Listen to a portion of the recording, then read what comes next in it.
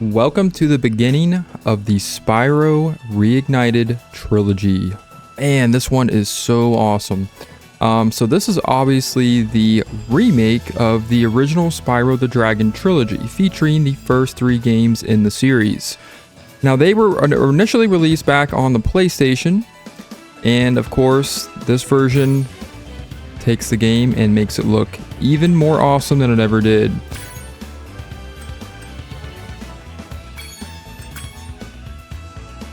Now we have obviously the option to play all 3 games here. We have Spyro the Dragon, we have Spyro 2 Ripto's Rage, and of course we have Spyro Year of the Dragon, the 3rd installment in the series. But for this adventure, we're just going to kick things off with the very first installment.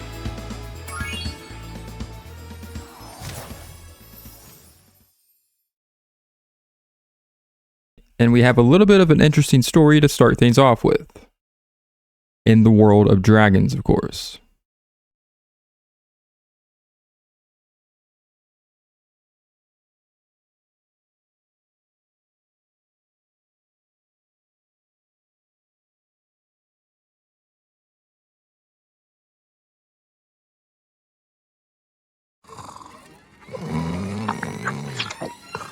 Okay, rolling. It's been peaceful here in the 5 worlds, or is it 6?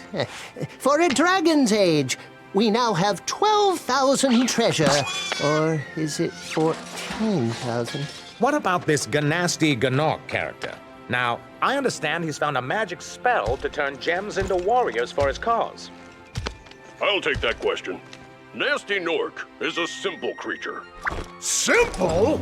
He has been contained in a remote world and is no threat to the Dragon Kingdom. No threat? Besides, he is ugly. Ugly? That does it!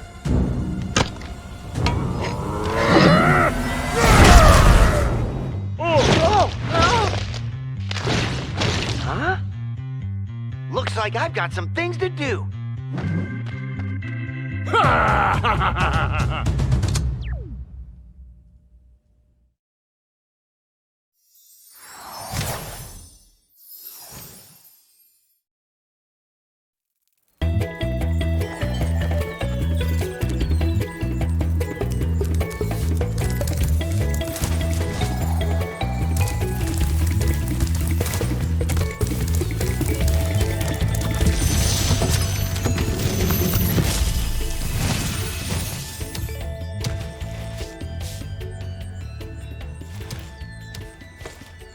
Thank you for releasing me, Spyro. Free 10 dragons in the artisan world, then find the balloonist. He'll transport you to the next world.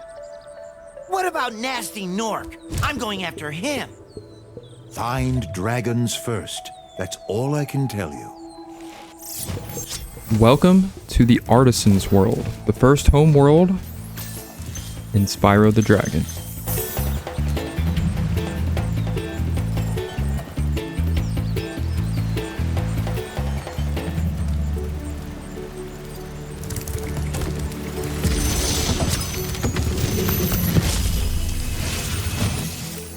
Where's Gnasty Gnorc? I'll torch him. Keep your horns on, Spyro. You have much to learn first. Do you know what the dragonfly following you is doing? His name is Sparks, and he's helping and protecting you. Keep an eye on him and see what I mean. So Spyro the Dragon is a very fun and enjoyable 3D platformer. So as you can see right off the bat, we have a ton of collectibles to find and gather. We will be finding 3 main collectibles, which are going to be dragon statues, dragon eggs, and gems. So we do have an ally that actually follows us around. We have a nice little cute dragonfly named Sparks, as that dragon was nice enough to mention. He does consume butterflies, which can be found in various animals in every stage in every home world. In this in this instance, it is sheep. So once you find the animals, you can have Sparks build up more energy, and that is actually going to act as your health in this game. I just want to go ahead and adjust the camera. This is actually just not really working for me. This is all inverted, so I want to go ahead and shut that, actually turn the invert on. Actually, yeah, we're probably going to want to do that for the other camera as well, the other axis. This is actually the balloonist. His name is Marco. If you prove your worth by rescuing 10 dragons, then you may use this balloon to fly to a new world. So he's actually the NPC that will allow you to travel between each of the homeworlds. There's a total of 6. Yeah, I actually am going to go ahead and change the setting on that inverted camera. Just feels a little bit more natural to me. I got used to some other games I've been playing recently, and this just feels a little bit better. But anyways, like I was saying, there are 3 main collectibles. We will be collecting gems, dragon statues, and dragon eggs. There's a total of 80 dragon statues, 12 dragon eggs, and 14,000 gems. So you have your work cut out for you in this game. But it is a very enjoyable and replayable game. I have replayed this game several times. I've actually only been playing this game since just of recently. I never grew up with the PlayStation 1, so obviously I did not have the chance to, play the original trilogy games. I was actually introduced to the series with this remade trilogy, which I have to say I am very glad that I had the chance to play this, because it really kind of essentially caught me up on everybody else's enjoyment that grew up with the PlayStation 1, which again was not me, playing this game, because it is just so enjoyable. There are so many collectibles, so many enemies to fight. Of course, the environments and the graphics were remade from the original trilogy. It's almost like day and night. This was released, I think, in 2018 when they came out with the Reignited Trilogy, just a year after the Crash Bandicoot trilogy was actually remade. And I have to say, they did a hell of a job with this. We have a dragon over here. We'll go ahead and collect him. But yeah, so Gnasty Gnorc is actually the main antagonist in this game.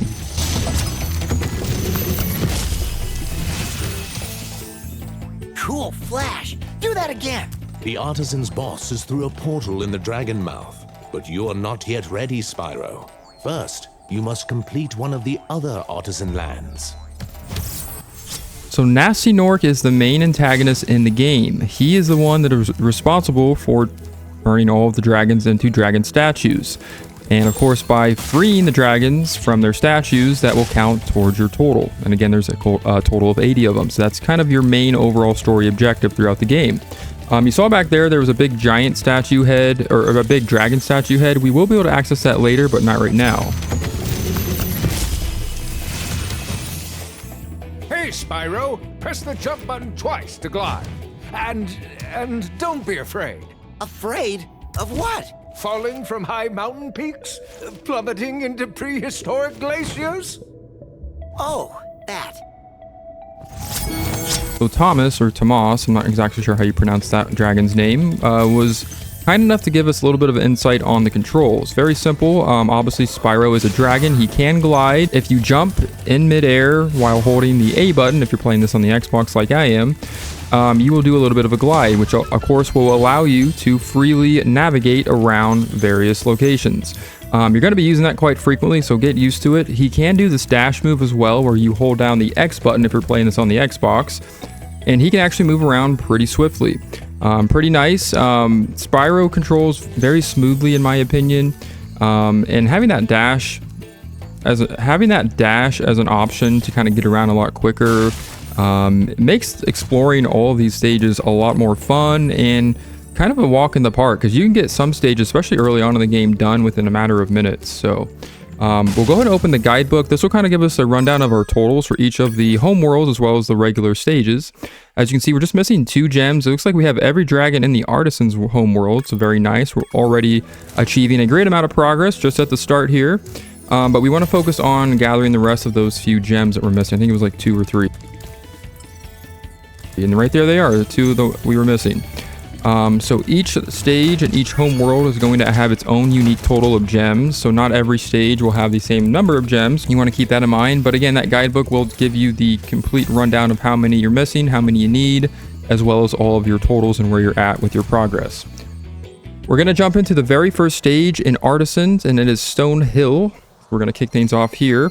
Now, each home world, there is a total of 6 of them, will have 3 regular stages, as well as a flight stage and a boss stage. So a total of 5 stages overall. However, if you are counting the home worlds themselves as 100% completion, of course, then there are a total of 6 actual areas in each home world that you are exploring.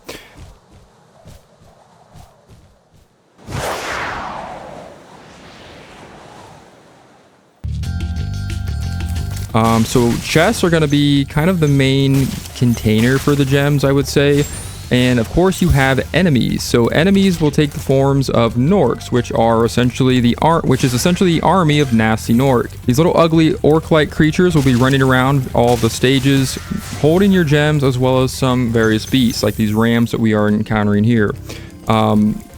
Depending on where you are in the game, of course, the enemies and the creatures will get a little bit more difficult.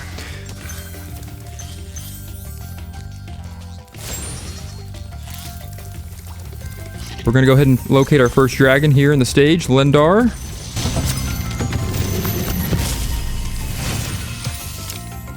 When you free a dragon or step on one of their platforms, you're saving your progress. That could be useful if you run into trouble. Not that you ever run into trouble, Spyro. Now, I am going to show every single little shortcut scene that plays when you rescue all these dragons. Not every dragon that you save will have something useful to say. I believe the vast majority of them do, but some of them will simply just have a line that's essentially them thanking Spyro for releasing them or saving them or something along those lines. So kind of interesting, but something that's also very important to note is these fairies will pop up after you save a dragon. You can actually replay the cutscenes, like so. I'm not going to just go through the full thing again. Kind of want to show it off. So you can do that, but you also have the option of actually saving in those spots as essentially a checkpoint. So if you get to that, if you go back to those locations where you rescued the dragons and you have that fairy cast her wand on you, that will act as a checkpoint. So if you die, fall off a high ledge, take a tumble, you don't mean to, you will respawn at that exact point.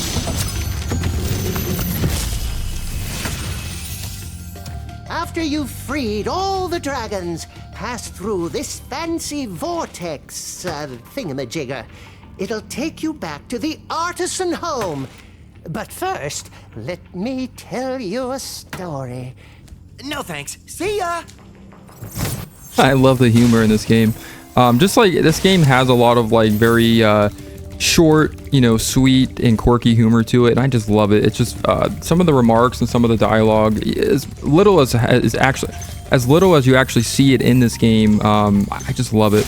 Not all of the interactions with the dragons are going to be like that, but there are a lot of them that I can remember for sure, where Spyro has something just humorous and just very funny that he says. Okay, so here we have some wizards. These guys can actually attack you from afar. They can actually cast spells at you. Obviously, they're wizards. So you want to kind of keep an eye on them. They won't be that bad until about the third home world, and we'll kind of talk a little bit more about that once we get to that point. But yeah, you will have kind of a variety of different enemies that can either attack from long range, or they will just kind of, like these rams are doing, kind of charge at you directly, and you just have to do your best to either breathe fire, which I didn't mention, you can do that as well. You can breathe fire, or you can ram into them, of course. We'll go ahead and collect this dragon.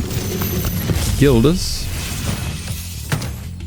Spyro, my friend, how about a hint on gliding? You bet! For the longest glide, press the jump button at the top of your jump, and try pressing the action button to drop down mid-flight. So apart from breathing fire, which I don't know how I forgot to mention that Spyro can do that, you can also drop down while in midair during a glide.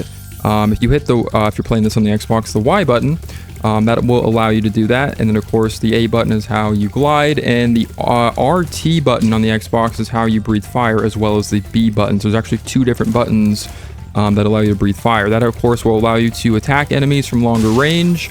That way you don't have to risk taking damage if you're wanting to charge at them head on. So you can choose a few different you have a few different choices of attacking enemies and defending yourself. So this game is just genius. It's one of my favorite platformers, definitely of all time. And it just has so much to it where it just feels so awesome to play. There's so much replay value to this. Like, I can jump back into this game and replay it over and over.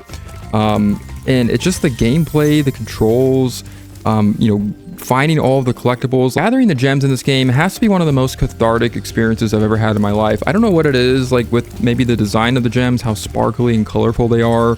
You will find gems of pretty much every color: red, blue, green, yellow, purple. All of them are worth different values. But it just feels so good to find them and collect them, and jumping through stage to stage, and gathering as many gems as possible is just a nice feeling. I don't know how to explain it. But here we actually found a key. And by the way, these chests we just broke are actually only breakable by dashing into them. So some objects you cannot break, but just by breathing fire. So keep that in mind as well. Keys will unlock a special box that has gems in it as well, but you can only access it by finding the key to it. I believe at least one stage from every world will have a key located in it, so you have to make sure you're finding those in addition to your other collectibles as well. So a lot of stuff you're going to be hunting for, so keep your eyes open. Gavin!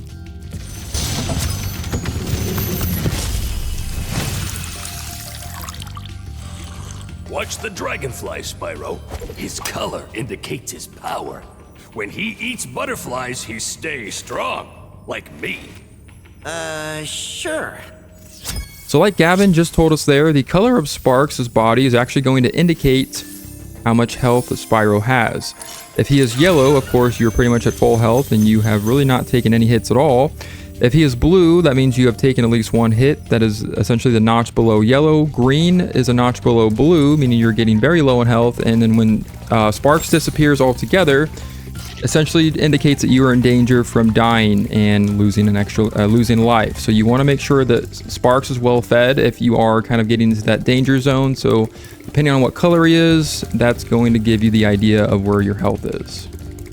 And again, you can find these animals pretty much all over the stages. You just have to kind of keep that in mind and kind of pay attention to where their health is at.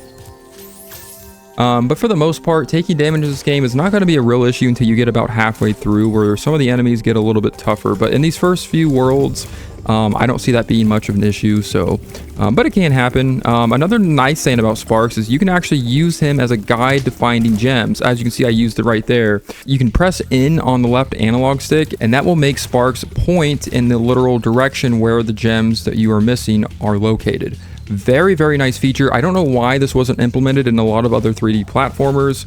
I can think of many just off the top of my head, and one that comes to mind, I don't know why, for some reason I actually replayed it recently, is Donkey Kong 64, where you have all the different Kongs that have different colored bananas, and you have to find bananas that you've missed if you have to do some backtracking or just things like that. That's just one example of a platformer that could have used it. Obviously that came out in the 90s. The original versions of the Spyro trilogy did not have this mechanic.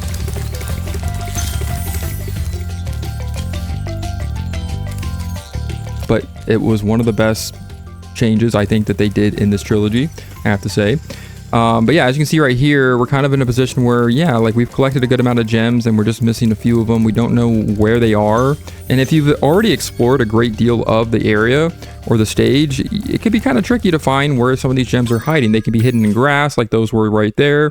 They could be hidden behind a platform, a ledge. I mean, they could be literally anywhere in the game or in the stage. If you've collected the vast majority of them and you've kind of lost the trail, you kind of have no further trail of them really knowing where they are. So very, very nice addition. I love it. I use it quite frequently, maybe too much, but definitely going to be using it a lot in this playthrough. I just sometimes get lost. I get a little too ahead of myself sometimes. Just love to run around and collect stuff, and I end up missing some gems. Here we have our first thief holding the very first dragon egg. He is going to run at full speed.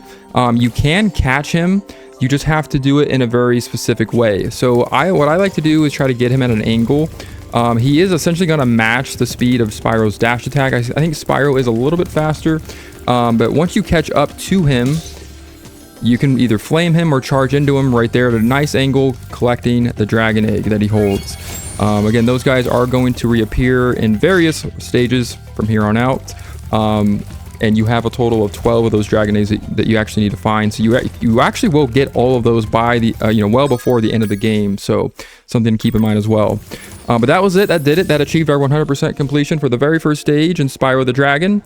We're gonna take that nice shiny portal back to the home world of artisans and move on to the next stage. I do also love these transition screens. You got to do this little awesome flying thing with Spyro between transition screens, and it's so cool. He actually breathes fire as well if you hit the action or the button that breathes fire. So it's kind of cool that they let you do that. You can still kind of interact with the game even while you're waiting on the loading screens. Again, another thing I think a lot of other platformers and games could benefit from, especially if you have a very low patience level like I do when waiting on loading screens. So Next up, we're going to move right on to Dark Hollow. It is actually the second stage in chronological order in the Artisan's World. We're going to take that one on next. So we've already accumulated a total of 300 gems. And if you think that's a lot, you have no idea how many gems are left to find. Like I said, there's 14,000 total, which is a huge amount. But again, we have plenty of stages left to explore. So as you can see, we're kind of breathing fire here as we're waiting on the next screen transition.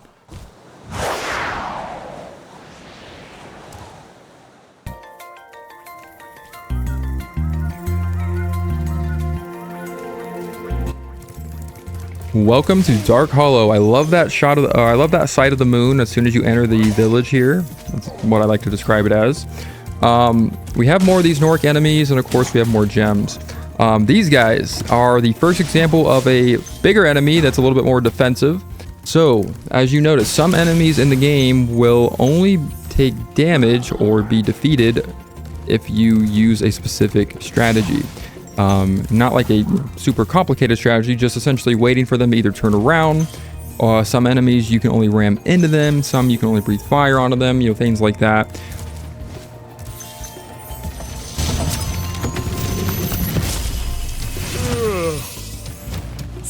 Spyro, want to know a secret? Use the action button when you want to zoom in and look around. Oh, your secret's safe with me. But for these bigger creatures that have armor on them, you essentially just kind of want to wait until they reveal a weak point, which in this case, these guys you have to wait for them to turn around and you can make your move.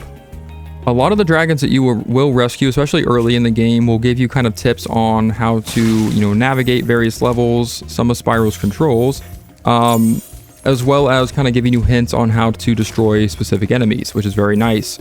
One thing I love is the look of the dragons in this game. Now, in the original trilogy, they kind of looked very polygonish. They obviously did not have the capabilities that they had in 2018, obviously in today, with modern technology and gaming, with modern hardware and software to design games. So the dragons in this game just look freaking awesome. They all have their own little unique design and look and outfit, and they just look so cool. Like, they look like actual like humans. They give them so much personality and character in this game, where that's honestly one of my favorite parts about playing the game, other than going around and gathering a bunch of collectibles and gems, is just seeing and meeting with all these different dragons, because they feel like they're obviously like a giant, you know, family unit, you know, that are essentially living in this, you know, universe together. Spyro is kind of like their little, you know, premature dragon that's kind of in training still, like the little warrior that's going to grow up to be, you know, a hero, and they are essentially his guides. Oh, it's you. I wasn't sure if you'd escape those annoying little creatures. Of course they wouldn't bother me, but here's a hint. Their metal armor is fireproof, but a charge attack will take care of them. Yeah, so obviously, like I mentioned, the enemies that have armor, you cannot do anything with your flame ability, but with your charge attack, I think I actually called up the dash attack, you can take them out all the same. So these guys have shields, so we obviously need to use our charge attack on them. Any kind of armor that they might be wielding, that's a sign that we can only take them out with the charge attack. We have a few frogs here. They're going to act as our health supply for good old Sparks. We're going to go ahead and flame them, get some butterflies in them. We'll light these campfires. I'm not sure that actually does anything other than look really cool and fancy. And we will move on to the next section here. Yeah, we have a lot of these larger enemies. These guys are kind of intimidating, but again, if you know how to take them down, they're pretty much cake.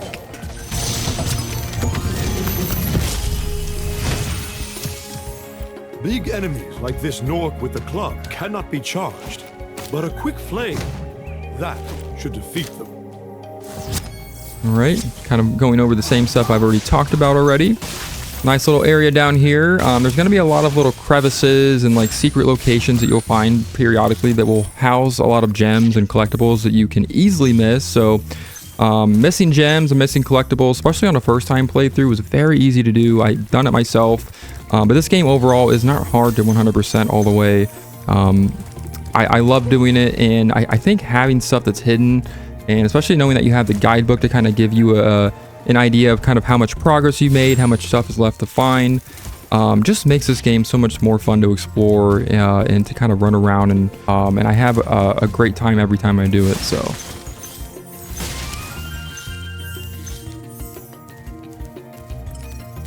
we're gonna go ahead and glide over here. Looks like another gem up there we missed. So again, just want to make sure we keep an eye out for any missing gems that might be hidden, tucked away.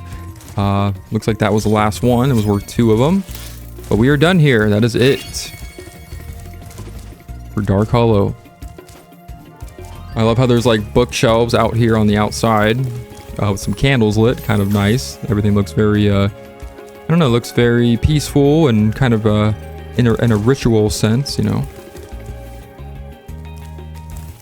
Go ahead and return home and move right along. Gotta love that view of Spyro flying away from that beautiful lit up moon in the background. I love that.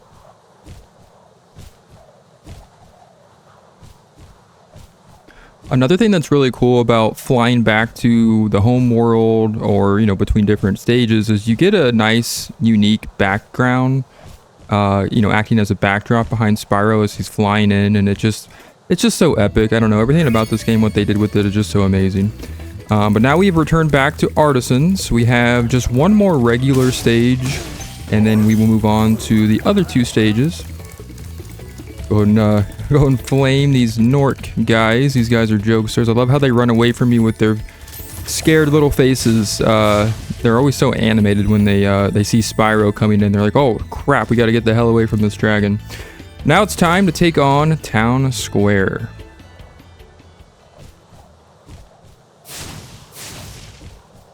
I love the little, the nice sunset-looking sky. As you can see, a little bit more orange. Looks like the sun is actually setting in this environment, so kind of cool. Again, I just love the backdrops that they give you between each level transition.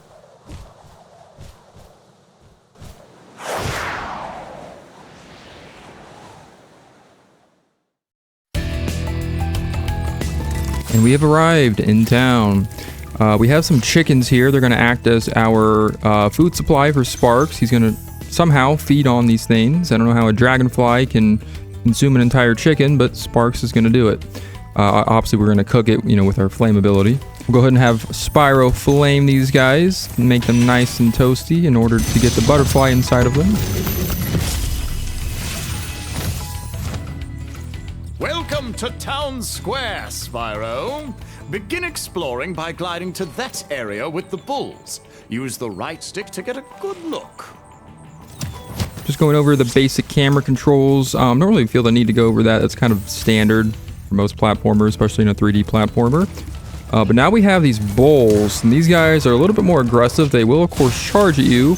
The best way to take them out is just to breathe fire on them. They do actually take 2 hits to be taken down. The first hit will cause them to, I guess, crash into the ground, and they'll kind of sit there until you finish them off. Kind of interesting. We now have these chests right here, which we haven't seen yet, where you have to flame them. A gem will pop out of the top of it, and then you have to collect it as it pops out in order to actually get it. So kind of cool. Another dragon here.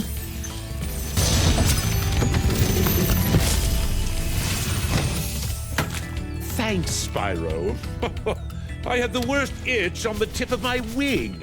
Did you know that you get your longest glides by pressing the jump button at the very top of your jump?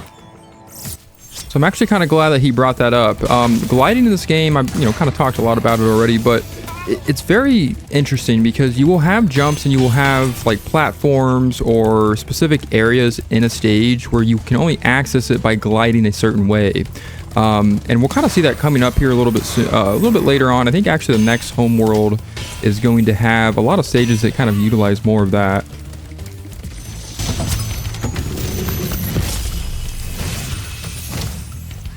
Spyro, did you see a man dressed in blue running around here? He's a thief, and he's stolen a dragon egg. You've got to track him down and get that egg. Run, run! I'm getting a little winded. More hilarious humor there during these cutscenes. That's why I like to kind of watch them play out. I'm sure most people skip through these after like the first 2 or 3 dragons, they say, because they kind of, especially if you're like a speedrunner or something, you want to kind of zoom through these stages as fast as possible. You'll kind of probably easy to skip through those. But I always let them play out in their entirety every time I play through the game. Like, I don't think there's a single time I've actually skipped through that.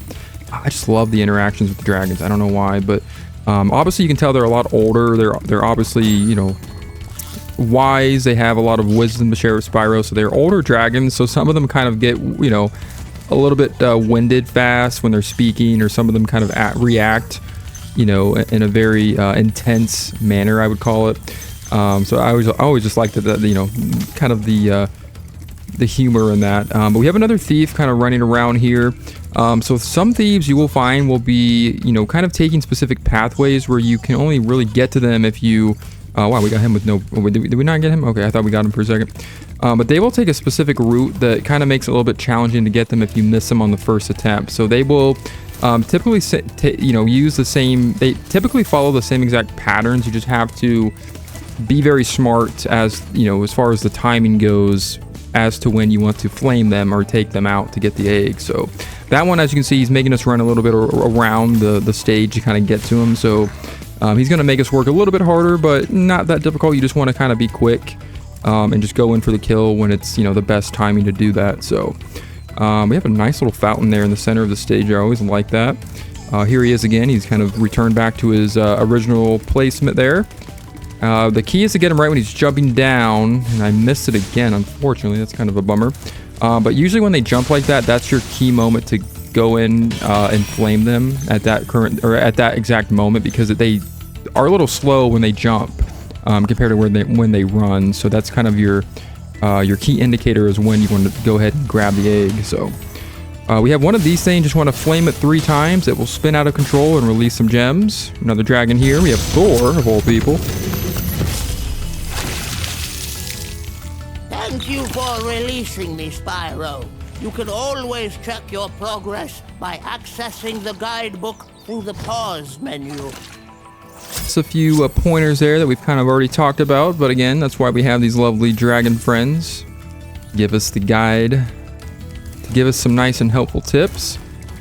We'll go ahead and finally flame him. We got him as he was jumping up, so very nice. We got the second dragon egg. Take a look at our totals. We're just missing 8 gems, so... dragon eggs are probably the easiest to locate because there's usually like 1 or 2 in a stage. That's pretty much the most you're going to find per stage. And obviously they're going to typically be within your normal path. So, and the dragon statues again are pretty easy to locate as well. It's the gems. You just really want to be very vigilant and cautious of, you know, making sure you don't pass over some if you're in a specific area. I like to scout out the entire area before I move onwards in the stage. That way I know that I've cleared every gem in that area. But again, like I said, you're most likely going to, from time to time, just kind of skip over a few unintentionally. So it happens. It's probably going to happen in this playthrough. I think it pretty much already has at this point. So I just like to be a perfectionist at times. Like especially when I'm playing like a platformer like this one where you have to collect a bunch of things. I like to get everything as fast as possible. I'm not a speedrunner by any means. Like, I'm not even close to that type of talent when it comes to gaming, when it comes, you know, as far as speedrunning goes. But I just am more of a perfectionist. Oh, nice. We got them all there. Where I like to get as much done in a stage as I possibly can, as quick as I can. And I feel like if I miss things, I feel like it's I don't know why. I just always beat myself over the head over it to the point where I just feel like a failure in gaming, where it's something that probably a lot of people do. You know, if you make a very simple mistake. But for me, especially if I play the game enough times, I feel like I have to master it at a certain point or I'm just not good. But we finished this stage. That wasn't too bad. Again, very first home world. Stages are pretty short and concise. You know, nothing too challenging at this point. We're going to return back to home world of artisans. We have a total of 600 gems now, so we're just tallying them up, gathering them left and right. We're gonna obviously get used to seeing a bunch of zeros on that total coming up very soon. So get ready for that coming up.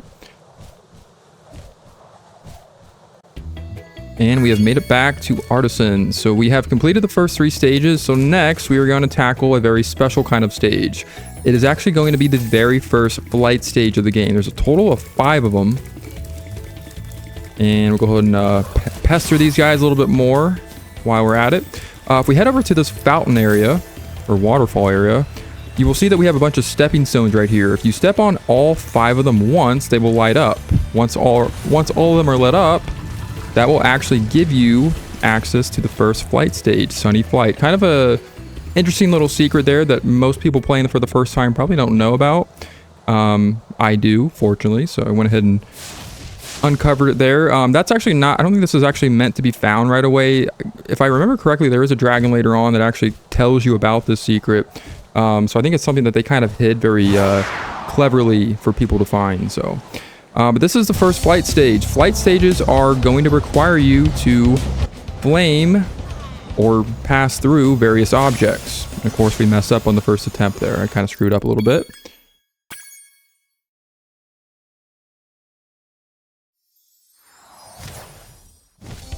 So for flight stages, you are airborne throughout the entire stage. You're also timed. So the quicker that you find these objects, the more time that you will get tacked on to your timer. You want to do this as fast as possible without, stating the obvious. And you want to try to get a pattern going to where you don't have a lot of time in between each object. So you have these little electrical archways that you go through that are normally found like around the water. They can be kind of tricky to get through, but you want to basically create a pattern to where there really isn't like one set pathway that you're supposed to take. I think some of them, they do kind of highlight a path for you, but for the most part, you just want to go for the very closest thing next. So we have these guys in planes. They are one of the things that we do have to destroy. You will only have a total of 4 objects per flight stage, so it's not too bad. It's just a matter of there are 8 of each of the different objects that you have to locate. So not too bad. Again, you just want to keep an eye on your timer, and you want to just make sure that like for example right here, like the time it takes me to get all of those guys in the planes until I make it to this next archway, or until I make it to that next arch is very crucial on, how you can complete this.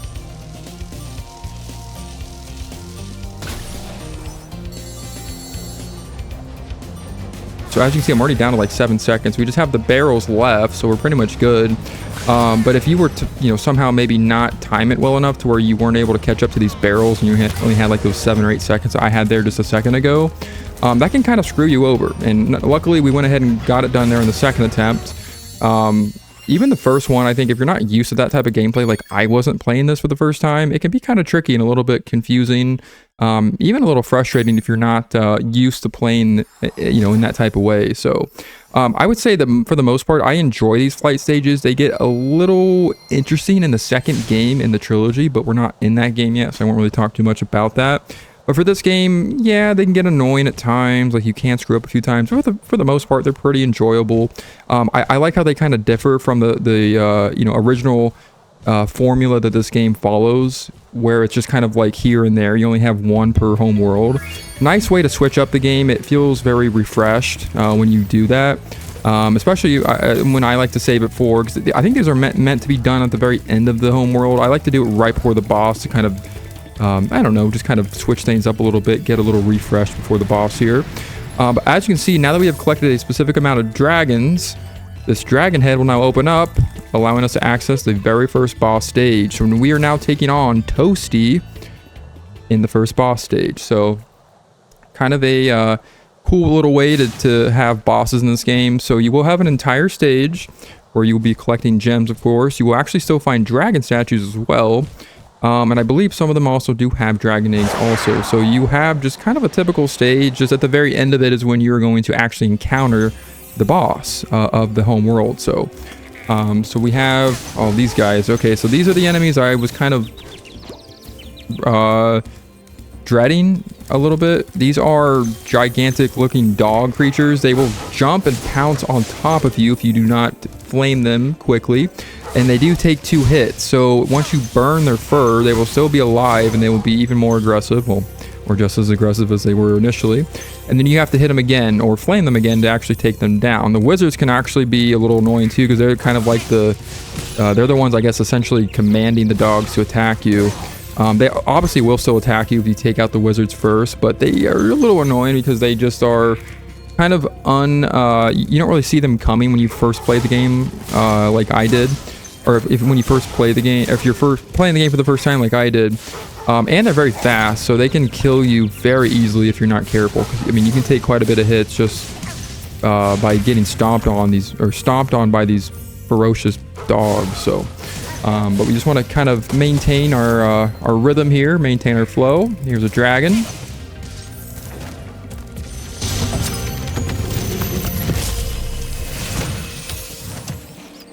Gnasty Gnorc has put one of his most devious henchmen in charge of the artisan world. Bring him on! I think I smell a barbecue.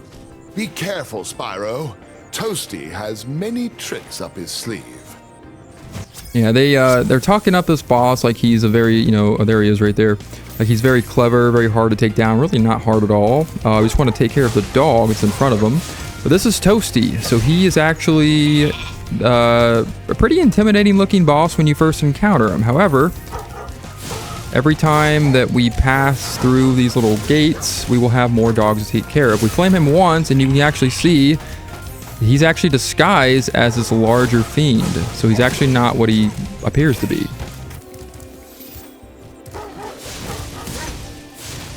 Flame him once, and as you can see, yeah, he's actually an animal. I don't know exactly what he is. He's like a goat or a sheep or something.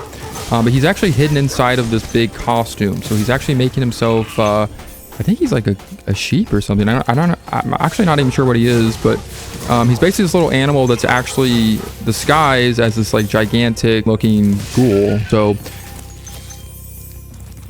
3 times is a charm for every boss. So once they are attacked 3 times, you'll be done with the stage. So as you see, that was like short as hell. I believe there's only 1 dragon statue in each of the boss stages. And obviously this one is the first one, so not a lot to explore here, unfortunately.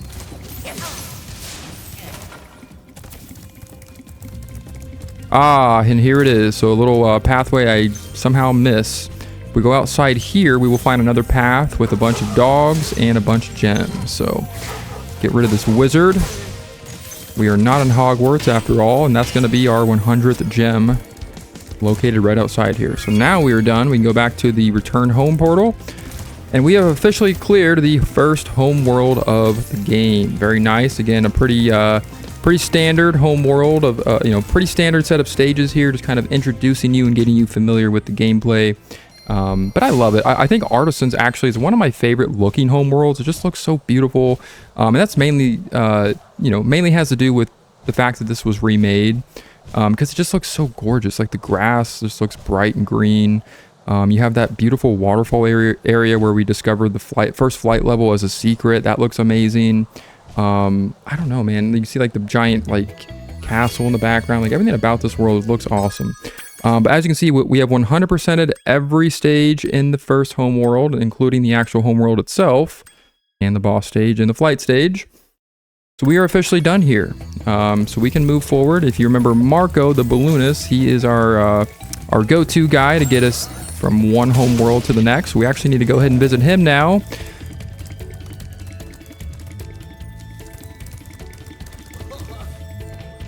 Wow! I see you've been busy rescuing dragons, Spyro. You may travel to the Peacekeeper's world if you like. Are you ready to go? So next time on Spyro the Dragon, the adventure continues as we move forward to the Peacekeeper's world. But until then, I will see you later.